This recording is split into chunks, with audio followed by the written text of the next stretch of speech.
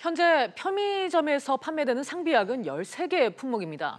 여기에 이제 제산제와 지사제 등을 상비약 품목에 추가할지를 놓고 약사회와 편의점 단체의 갈등이 커지고 있는데요. 이를 두고 보건당국이 이해관계자들과 논의해 왔는데 합의점을 찾지 못하고 있습니다. 관련해서 이종훈 시사평론가와 함께 얘기 나눠보도록 하겠습니다. 평론가님 어서 오세요. 네, 안녕하세요.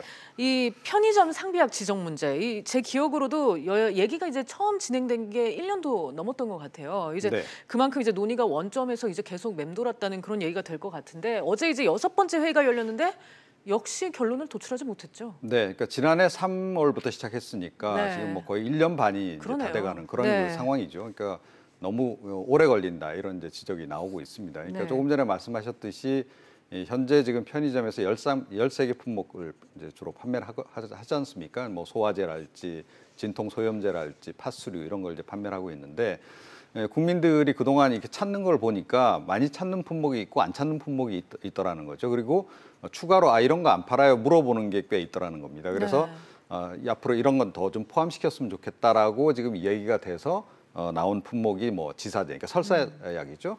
그다음에 이제 제산제, 그러니까 이 위장약입니다. 네. 그리고 이제 화상연고, 밤에 이제 갑자기 이제 화상을 입거나 했을 경우, 그리고 이제 항히스타민제, 이건 이제 알레르기와 관련한 그런 약입니다. 그래서 이걸 이제 포함시키기 위해서 논의를 계속 거듭을 했는데 지금 1년 반이 되도록 서로 지금 의견 조율이 안 돼가지고 어제까지도 이게 결정을 못 내린 그런 상황이고. 그리고 이제 앞으로 한 번 더 또 뭐 7차 회의를 연다고는 하는데 그것도 지금 일정을 못 잡고 있는 상황입니다. 지금 현재 상황이. 네, 그러니까 말씀을 들어보니까 지금 뭐 약사회 그리고 편의점 단체 첨예하게 대립을 하고 있는 것 같습니다. 양측이 주장하고 있는 것들을 좀 구체적으로 입장 차이를 좀 따져볼 수 있을까요? 네, 그러니까 이제 편의점 쪽에서는 조금 전에 말씀드린 대로, 그러니까 이 고객들이 와서 이제 찾는 품목들이 자꾸 있다라는 거죠. 네. 그리고 이제 뭐 상대적으로 잘 안 팔리는 품목이 있고, 그러면 이제 잘 안 팔리는 품목 같은 경우에는 국민들이 원치 않는 거니까 이건 제외시켜도 괜찮겠다.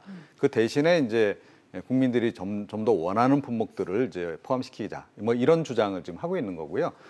지금 약사회 이쪽에서는 이거 자칫 잘못하면 너무 확장을 시키게 되면 국민 건강권을 해친다. 그러니까 약이라고 하는 것은 기본적으로 약사가 이른바 복약 지도라 그러잖아요. 네. 이 약은 뭐 이런 거 하고 드시면 안 됩니다. 뭐 이런 식으로 해서 이렇게 안내를 해서 이제 먹도록 해야 하는데 이게 그냥 마구잡이식으로 팔리게 되면 국민 건강권을 이제 침해할 수도 있다.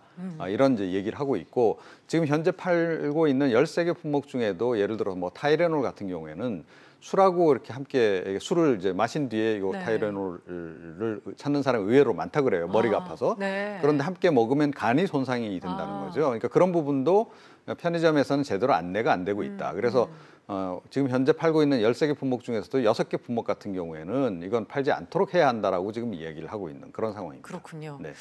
그러니까 지금 편의점 측은 이제 고객들이 찾는 그런 상비약들이 있으니까 그걸 제공해야 된다는 것이고 약사회는 이제 국민 건강권을 위협하는 일이다. 지금 이렇게 팽팽히 맞서고 있습니다. 이 편의점 단체에서 얘기하고 있는 이 국민적 요구사항, 그러니까 고객들이 원하는 거를 얘기하는 거겠죠. 대부분의 국민들이 그러니까 이 상비약 품목에 대해서 인지를 하고 있고 동의를 하고 있다는 얘기가 되나요? 예, 그렇습니다. 그러니까 편의점에서 왜 이렇게 이 상비약을 팔게 됐는가 그 근원을 이제 따져보면. 그러니까 약국이 사실은 이제 과거에는 심야에 여는 약국들이 많았는데 최근 들어서 심야에 여는 약국들이 거의 이제 사라져 버리지 않았습니까? 이제 이러다 보니까 밤 되면 이제 이 곤란한 상황에 처하는 거죠. 뭐 급하면 이제 병원 응급실로 갈 수 있습니다만 병원 응급실에 갈 정도로 이게 중환자가 아닌 경우에는 좀 애매한 거예요. 그러면 밤새도록 뭐 속이 아프다든지 했을 경우 그냥 참아야 되는 상황이 된다는 거죠. 그 다음날 아침까지. 자, 그래서 사실은 이제 이건 국민 건강권에 그야말로 이건 문제가 될 수 있다라고 해서 편의점에서 이제 판매를 이제 부분적으로 허용을 한 이제 그런 그 상황이란 말이죠. 그러니까 국민들이 요즘은 이제 밤에 뭐 어디가 좀 아프거나 간단하게 이제 경미한 증상이 있으면 일단 동네 편의점을 찾아가는 것이 이제 일상화가 된 겁니다. 이제 이런 상황이다 보니 이제 편의점 쪽에서는 역시 이제 국민들이 찾는 품목들 이런 쪽에 이제 관심을 갖게 되고 또 당연히 여러 의견들이 지금 이제 수렴이 되다 보니까 이제 그런 건데요.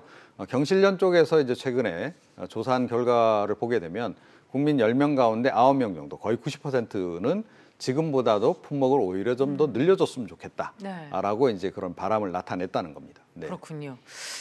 한편 이 상비약 제도를 두고서 약사회 측의 주장이 이게 지금 특정 대기업에 특혜를 주는 제도다. 지금 이렇게 주장을 하고 있거든요. 이 부분은 뭐 일리가 있는 주장인가요? 그러니까 이제 편의점 이게 주로 이제 체인점 아닙니까? 네. 이제 그러다 보니까 이제 이게 거대 이제 자본이 이제 개입이 돼 있는 이제 네. 그런 상황이고 재벌 기업도 이제 관계가 돼 있고 뭐 이런 거죠. 그래서 이게 이제 그쪽에 결국 특혜를 주는 거 아니냐라고 이제 네. 주장을 좀 하고 있는 거고요.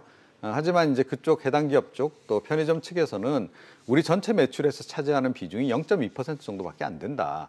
그래서 이것 때문에 우리가 더 지금 품목을 늘리기 위해서 애를 쓴다라고 하는 주장은 좀 어불성설이다. 이렇게 지금 서로 또 대립을 하고 있는 그런 상황이죠. 그렇군요. 네. 물론 뭐 입장이 다를 수 있다는 거, 그건 뭐 충분히 이해는 갑니다. 그런데 이렇게 이제 답이 없는 지지부진한 싸움에 이 양측 그냥 제밥그릇 싸움하는 거 아니냐 이런 시선도 많아요. 어떻게 보세요? 그러니까 이제 겉에 표면적으로 주장하는 거하고 네. 실제로 이게 내부 사정이 조금 이제 차이가 있는 거죠. 그러니까 약사회 쪽에서 왜 이렇게 극력 반대를 하느냐. 네. 표면적으로는 국민건강권, 뭐 재벌 특혜 이런 얘기를 하고 있습니다만 속을 보게 되면 일반 의약품 아닙니까? 이 주로 판매하는 것들이 네. 일반 의약품 판매량이 줄은 겁니다. 약국에서.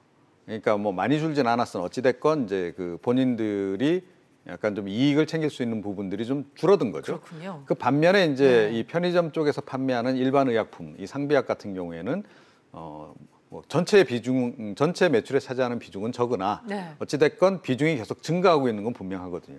게다가 이제 어떤 효과가 있냐면 일종의 빨래터 효과가 있는 겁니다. 그러니까 약사로 오셔가지고 다른 것도 함께 사시는 거죠. 그럴 예, 수도 이제 있겠네요. 그런 부분들이 네. 있다 보니 편의점 쪽에서 또 이 사실은 약국도 마찬가지거든요.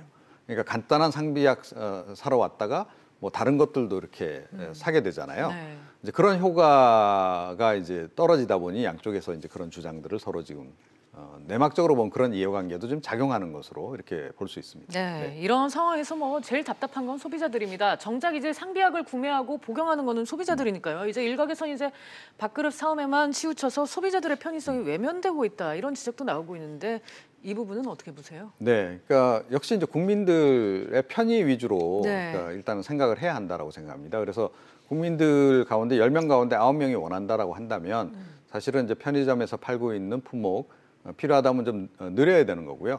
그 반면에 이제 많이 찾지 않는 품목들은 뭐 조금 판매를 중지를 해도 괜찮다라고 생각합니다. 그래서 지금 이제 논의되고 있는 이런 정도 범위 내에서 품목을 좀 확대하는 것은 적극적으로 좀 추진을 해야 한다라고 좀 생각하고요. 보건복지부도 이 제사제하고 제산제 부분은 반드시 포함을 시킬 의지를 좀 가지고 있는 것으로 이렇게 알려지고 있어요. 네. 나머지는 좀 두 가지는 조금 유보적이고 그래서 이게 조금 약사회 쪽에서 이번에 좀 양보를 하시는 게 어떨까? 그러니까 약사회 쪽에서는 아니 좀 정부에서 지원해주면 네. 우리가 심야 약국도 운영하겠다. 그런데 그 요구가 약간 좀 지나친 것이 월 한 450만 원 정도 지원을 해달라는 거거든요. 정말. 예, 그거는 사실은 국민 예산으로 그렇게 네, 지원하기에는 그건 좀 큰 금액이네요. 예, 그렇습니다. 네. 적지 않은 금액이어서 너무 지금 약사회 쪽에 집단 이기주의가 좀 심하다라고 하는 지적이 나오는 게 일반적이에요. 좀 통상적으로 그런 지적들이 지금 많이 나오고 있기 때문에 약사회가 이번에도 조금 양보를 하고 하는 게 좋겠다. 다만 이제 약사회 쪽에서 집중적으로 문제를 제기하고 있는 그러니까 복약 지도와 관련한 문제, 네. 또 굉장히 민감한 그런 품목들은 뭐 이번에 좀 제외시키는 그런 네. 쪽으로 서로 조정을 좀 해야 하지 않을까 이렇게 생각을 합니다. 네. 네. 이 어찌됐건 이제 또 한 차례 이제 회의를 기다려야 하는 상황인데 평론가님도 앞서 말씀을 해주셨지만 아직 회의 일정이 잡히지 않았잖아요. 네. 그러니까 빨리 잡아야죠. 네. 그리고 뭐 이 올해 끝나고 해서 제가 보기에 지금 뭐 또 다른 대안이 나올 수 있는 상황은 아닌 것 같아요. 네. 그래서 지금 이쯤에서 일단 빨리 결론을 내리고 지난 6년 동안 이게 한 번도 품목 조정이 없었던 상황이거든요. 그러니까 6년 동안 국민들이 뭐 어떻게 보면 좀 불편함을 감내를 해온 겁니다.